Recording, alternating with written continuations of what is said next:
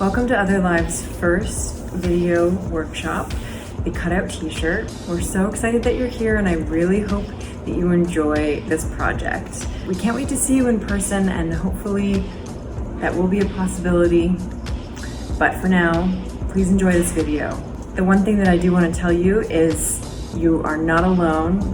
We are here to provide support. So after you've watched this video, be sure to check out the link below so you can sign up for the virtual workshop that we're hosting, Betsy and I, to talk you through everything that we went over in this video and answer any questions that you might have after you finish.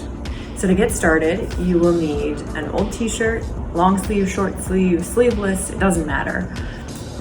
A pair of sharp scissors, some straight pins, measuring tape, and a needle and thread or a sewing machine.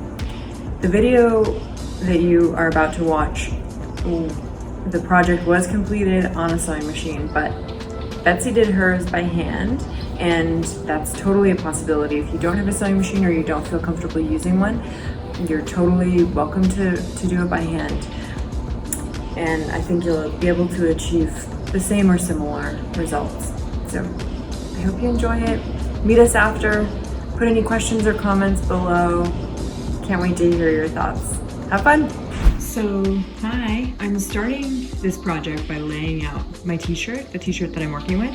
And I also tried it on first and marked where my bust hits, like the lower part of my bust, and then I pinned it so that when I start doing the cutouts, I won't get into any areas that I don't want uncovered. This is just a good way of kind of getting a really general overview, like looking at it from a bird's eye view, so you can decide where you want the cutouts, where it makes sense, and what you also want to cut out. Like on mine, for example, I've got paint, I've got undisclosed stains, all kinds of fun stuff that I will probably just want to cut out, and that will determine the shape of my cutout. But it could be different for you. You might be starting with a pristine t-shirt, in which case, sky's the limit, baby. So I've decided that I do want to create cutouts on the sides to encompass these beautiful stains. One here and maybe a smaller one that's just a circle here.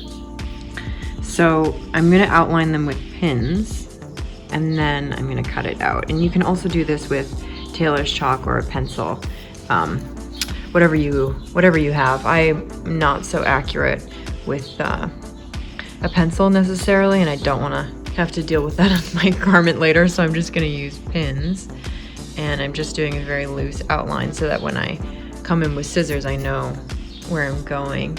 This is the last one for this little circle. Make sure you're putting the pins through the layer that you want to cut. So mine is just the top layer, not the bottom layer. This pin is caught, so I'm gonna redo it.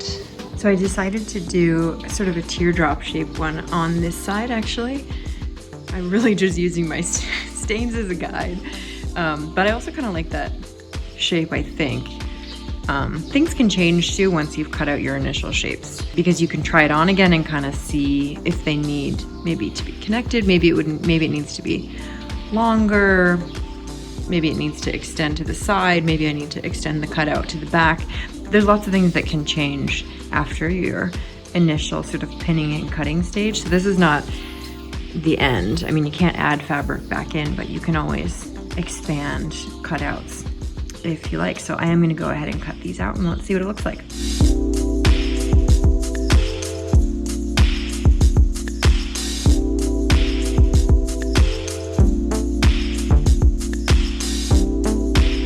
Let me tell you, this is hard to do one-handed.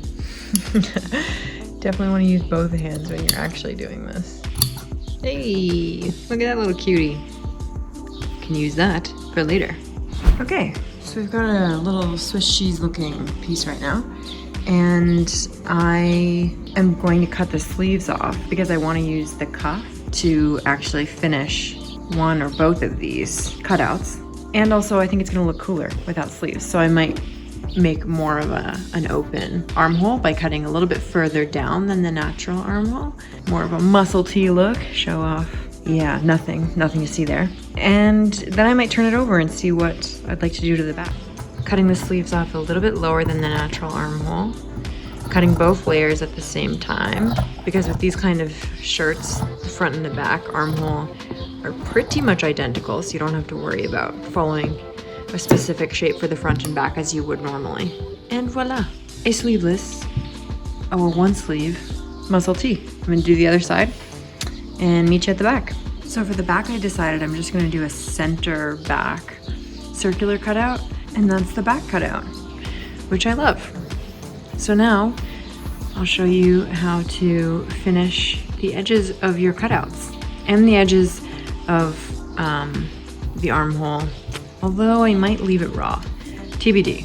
But if I do decide to bind them, I'll show you how. And remember that I said I wanted to use the cuff as binding for the cutout. So I'm gonna cut the cuff off now. I'm actually gonna just turn it inside out so I can cut it right along the seam so I'm not losing any of the ribbing, because I want as much of this as I possibly can get.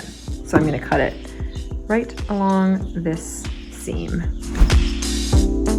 So yeah, just cutting the seam allowance off, actually. It's the only part of the, that's exactly what I'm cutting on, just all along the seam allowance. Have to be careful here because it is a bit thick, that you're not cutting holes in the cuff or in the sleeve. Okay, so there we go. Now I have the cuff separated, and I can use this. I'm gonna actually cut this cuff open so I can see how much length I have, and I'm going to use that to finish some of the cutouts. Just putting the measuring tape right inside the cutout, 12 inches. And my binding, which your binding should be probably about 2/3 of the total length, because it stretches and you want it to stretch when you're attaching it as the binding. So it should be 2/3 shorter than 12. So this should be 9 inches. This is basically 9. I had to stretch it a little bit to get there, but I think it should be okay. The other thing is I don't want my binding to be this thick. This is like too big for my cutout. So I'm actually gonna cut this in half, and that means I'll have 2 lengths of 9-inch binding. So I can use this one for the bigger cutout. So I'm gonna go ahead and cut it in half now. And I'm just gonna quickly do the other sleeve as well.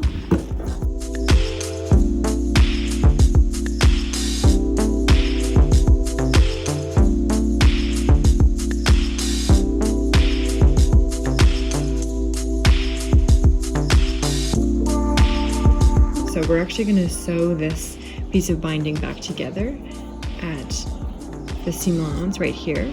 We're gonna create a very short seam allowance, so I'm not taking away from any more of the binding. And then we'll fold it in half, and then we're gonna stitch it to the cutout. Okay, so now it's time to attach your binding to your cutout. So I've sewn it together. I'm turning it right side out. I'm folding it in half, right side out. So the seam allowance will go on the inside.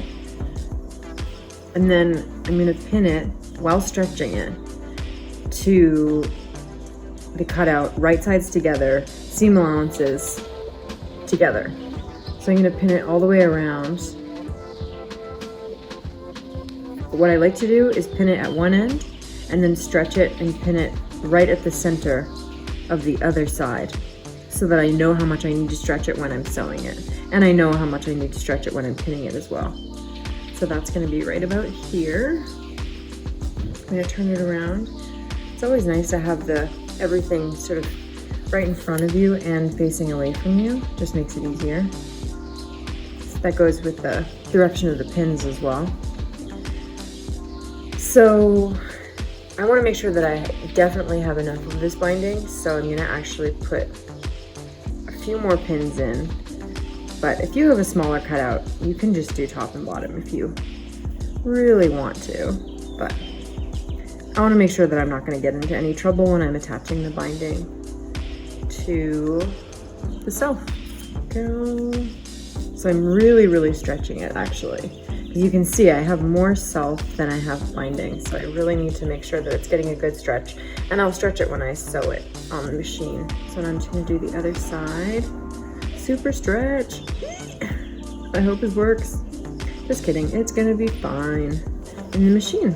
And again, I'm gonna do a pretty small seam allowance, maybe 1/4 inch, so I'm not taking up too much of the binding itself. And again, stretching like crazy. I can't stress that enough. That's gonna be really important.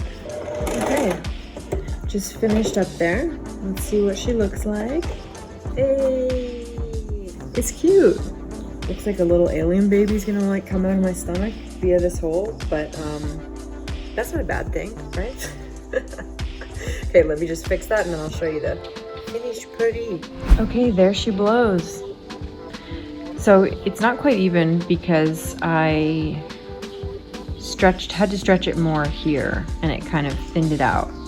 But we're gonna embrace that imperfection and I'm going to press it so it's beautiful and flat. And then I'm going to do the same sort of measuring process on this side so I can determine how much binding I need and then sew together a piece that's big enough out of my remaining binding. I'm probably gonna have to do 2, sew 2 of these together. Repeat that same process for this cutout. Oh baby, she's so cute. It really needs a good pressing, but voila. I really truly love it. I'm gonna give it a good press and then I'm gonna tackle the back. I wanted to quickly show you what it looks like from the inside after I pressed it. So you can tell I did a pretty small seam allowance all the way around and pressed it so the seam allowance is facing out from the ribbing towards the body of the t-shirt. So it lies really nice and flat when it's on your body. And you can do a zigzag, or if you have a serger, you can serge the edges of it to keep it really beautiful and clean and prevent it from fraying. I'll probably do a zigzag because I don't have a serger here. So I don't have enough of this ribbing. So what I'm gonna do is cut open the sleeve, cut a piece that is about 4 inches long by the width of my ribbing, which is 1 3/4. So 4 inches by 1 3/4. And then I'm gonna sew that to the ribbing. So it's gonna have a little part of the keyhole binding that will be the same, but I think it'll kind of look cool.